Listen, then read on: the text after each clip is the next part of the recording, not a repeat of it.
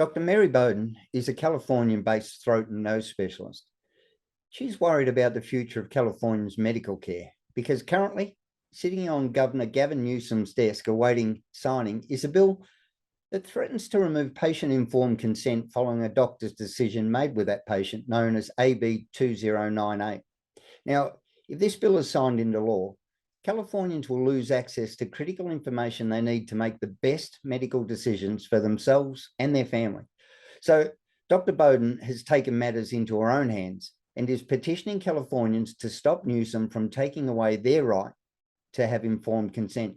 Welcome, Dr. Bowden. Thank you so much for having me.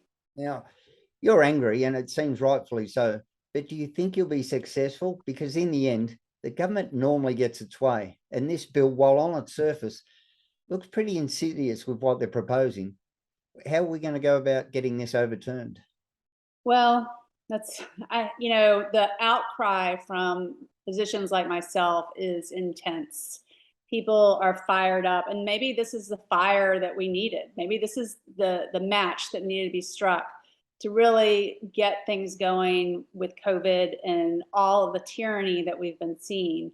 But, it has created a firestorm. Doctors are outraged, and, the plans are, lots of reaching out, hopefully getting some on the ground press conference kind of things together, rallies, protests, but it has really lit a fire under doctors, and hopefully we can get that fire going with the people as well.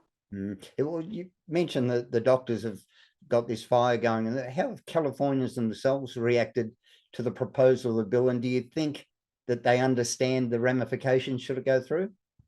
I mean, that is the problem, is that people are not awake to what the implications of this. The implications of this are that you're not going to get a straight answer from your doctor, and that your doctor is going to be muzzled by this law and worried about losing his or her license, losing his or her reputation should they tell them, what they're seeing. I mean, I got all my COVID information based on firsthand, on the ground, knowledge, things that I'm actually seeing, which doesn't go with what the CDC is telling everybody.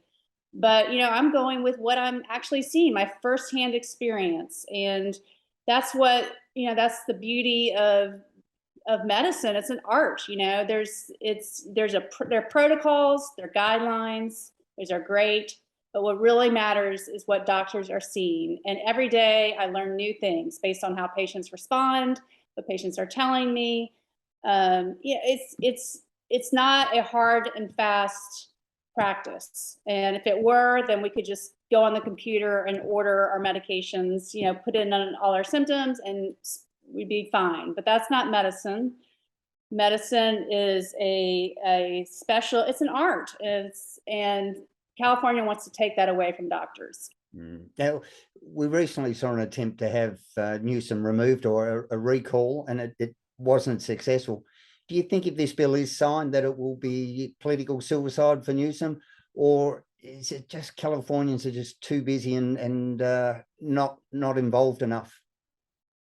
Yeah, it may be that we just need to leave California to its own devices, and the people that can't live with those, move. And we do have seen a lot of people moving out of California. Certainly, I used to practice in California. I don't anymore. But if I were living in California right now, trying to practice medicine, this would be the final straw for me. I would move out. So, we may just California may have its own little, state of affairs of medicine that people are happy with. But thankfully we're in America and you can choose to leave that state. And I think that's, if this bill does get passed, I think there are going to be repercussions. I don't think people will not do medical conferences there. There'll be indirect ways that California suffers. While I understand the individuality of the states not governed, and there are a few things where the federal does have a blanket approach, do you think this could set a precedent for other states to follow if it goes through? Well, that's the fear. I mean, California one of the leading states, right? And it's like a mini federal government in some ways. So that is the fear. But I mean, I have hope that based on what I'm seeing behind the scenes, doctors like myself, just really fired up about this, that, I think there's a change coming, and it's going to be a sweeping change. We've got elections coming up in November. People are fed up. Certainly the entire country is not going to turn, but enough people are fed up with what's happened that I cannot see what's happening in California spreading across the entire country. There'll still be some choices, places people can go to have safe medical care where they can get informed consent. We've seen it, though. There's a slow creep in a lot of countries across the world since a pandemic has come in, and there's whether it be an acceptance or a sleepwalking into the reduction in our rights as patients. Now, as a patient, you have the right to be fully informed consent prior to any medical intervention. These will change the whole game if AB 2098 gets through, won't it? How will it change those rights? Well, it's specifically targeting COVID. So at least there's that. It's not a broad, all medical. But, for instance, I don't like Paxlovid. I hate Paxlovid. I would never prescribe Paxlovid because I've treated over 4,300 patients for COVID, and I haven't had to use Paxlovid. And everybody that I've treated with early treatment protocols has survived. So I know I don't need to use Paxlovid. But if I were in California, I might get in trouble if I don't prescribe Paxlovid. If I chose to use ivermectin or hydroxychloroquine or steroids or azithromycin, they're controlling. They're basically telling you exactly what you can and cannot prescribe for patients with COVID. And then, of course, there's the vaccine. You're not allowed to.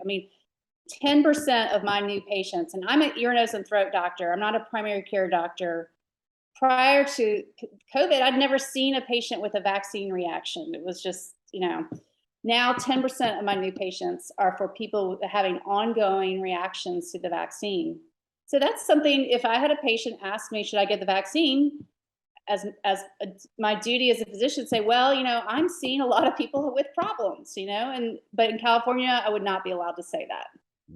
Yeah, this creeping authoritarianism when it comes to not only our individual health, but that relationship between the doctor and patient is something we need to be very concerned about. So, Dr. Mary Bowden, thanks so much for your time, and good luck with your fight. Thank you so much for having me.